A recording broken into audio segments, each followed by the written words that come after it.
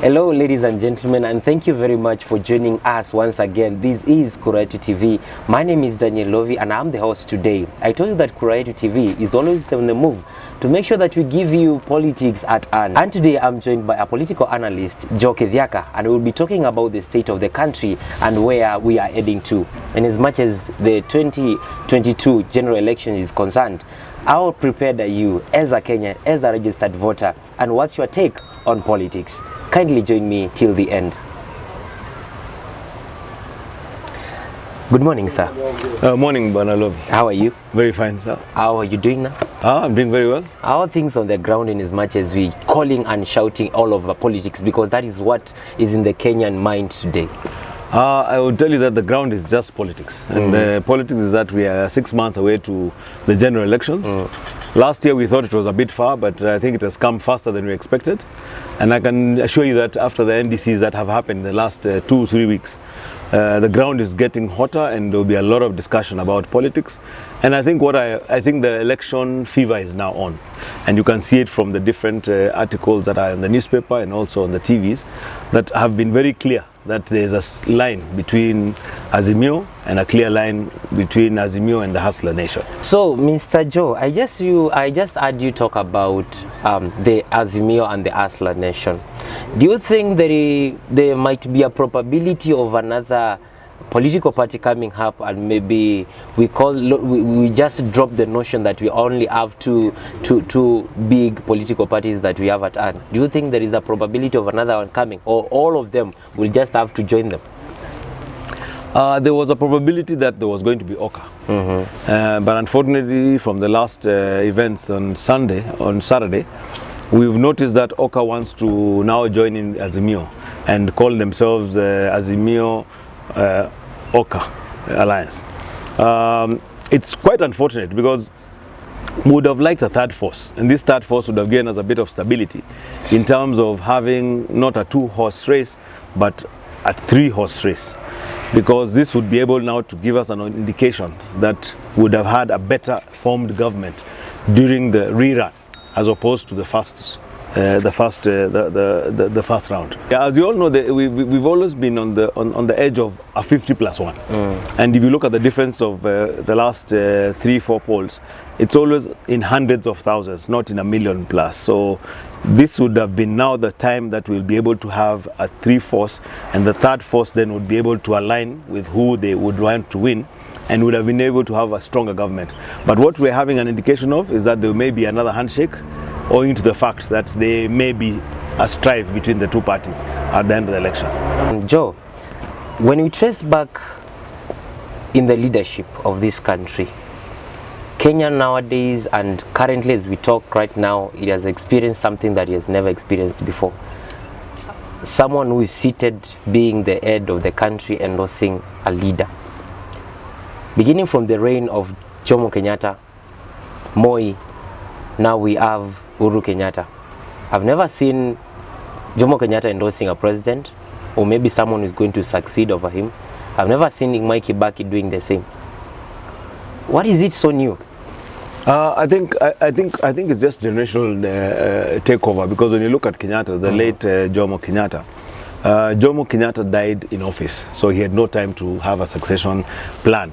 Though he had a succession plan, which I think it may not have been him. His handlers had a succession plan, of which was the Goroko in 1977.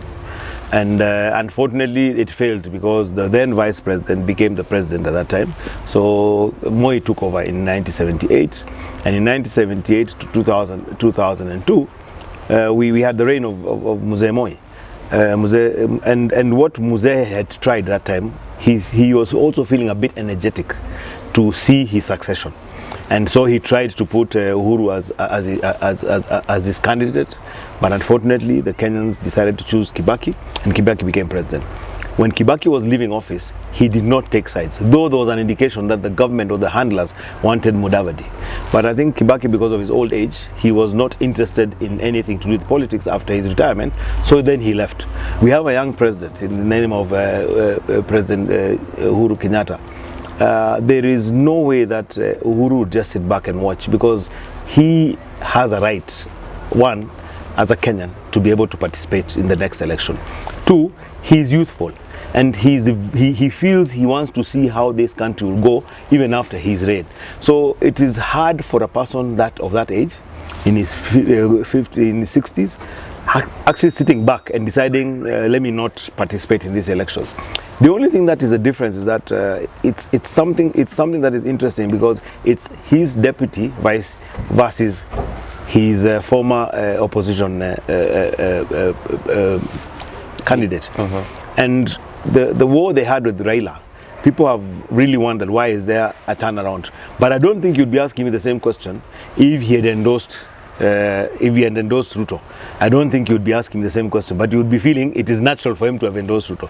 It is only now that we are seeing that he is now endorsing the former opposition leader to take over from his deputy. That's where now we are finding it a bit different. But I think he has his own right, and he has his own reasons why he's doing it. He tells us that it's more because he's been able to work better during this time with the handshake, after they had a handshake with Raila Odinga. But I guess the handshake was it was just a way of showing Kenyans that in as much as there are differences in between, the handshake was not supposed to mean anything. I think exactly what you're saying. I think when the handshake came, it happened just after the elections, that this country came to a standstill and nothing was going on. And those who are in Nairobi, we saw that there was nothing going on. Every Tuesday there was a day of riots in town. So business was just being done 4 days in a week. Also, those 4 days were not manageable, so it was not able for the economy to move. And he was on his last term, and he needed to bring peace into this country. And I think the wisest thing the president did was to go for the handshake, because that's the best thing he'd have done at that moment. Unfortunately, his deputy did not take it kindly, because his deputy wanted him to stay put and not be able to divide anything about government. Yet, even when Raila came into government, he did not divide the government. I don't think Raila was given any position in government. And so, the deputy should have continued working the way he was. But I think the deputy did not trust the president from that moment and decided, let me go and start my campaigns. And it's unfortunate that the last 4 years the deputy president has done nothing else but campaigned. He has his own right to campaign because he wants to be president. But I think he should have slowed down and done first the work we employed him to do. Then thereafter he can go in for elections. It's unfortunate that he has people who are following him. But I think for me, I think the country has lost in the last 4 years when we had no work happening, and that we are paying a deputy president for just doing campaigns. It's unfortunate, because even the house he uses for campaign is a government house. The vehicles used are government vehicles. So it's unfortunate that we had an opposition within the government, which was actually fueled by the government resources. What's your take on the president's speech when he was in Sagana, and also coming up and saying that what he has done, he thinks that there is no any other president in East Kenya, or maybe all the presidents who have reigned in Kenya, they have ever done anything? So what's your take? What do you think that the president has done that even Mwai Kibaki has never achieved, or maybe any other presidency, and even the speech that he gave in Savannah? Do you think that it will give another perception in Kenya's minds, maybe? Okay, it's natural that the first presidency, which was Mzee Jomo Kenyatta, were taking over from the colonials. And I think at that time what he was doing was just to keep Kenya united as tribes, just to be able to keep the country at bay. So there was no much development. And so thereafter Moi took over, Mzee Moi, and when Mzee Moi took over, we saw stagnant development. And also because the same thing, he said he was going to follow the Nyayo of Mzee Kenyatta, and I think that Nyayoism was what he was following, where there was no development, but also just to keep the stability of the country. I thank the two presidents, because what they did, they kept this country stable. Then came the economist, who was Mzee Kibaki. Mzee Kibaki, he came with a view of the economy. And the first thing he did is when he put out the first blueprint for the country, which is Vision 2030. And he started the Vision 2030, he launched it and started on some projects of Vision 2030. So I think what the presidency of Uhuru Kenyatta has done, he's just come to continue with that Vision 2030. So a lot of these things are in the Vision 2030, and they're just being unrolled. And one of the things that the former president did, Mzee Kibaki, was he went for infrastructure as his major issue that will be able to open the development of this country. So Uhuru has actually gone back and also increased in that. He has come with other policies within government, which also has improved. So I would say he has done more than all other presidents.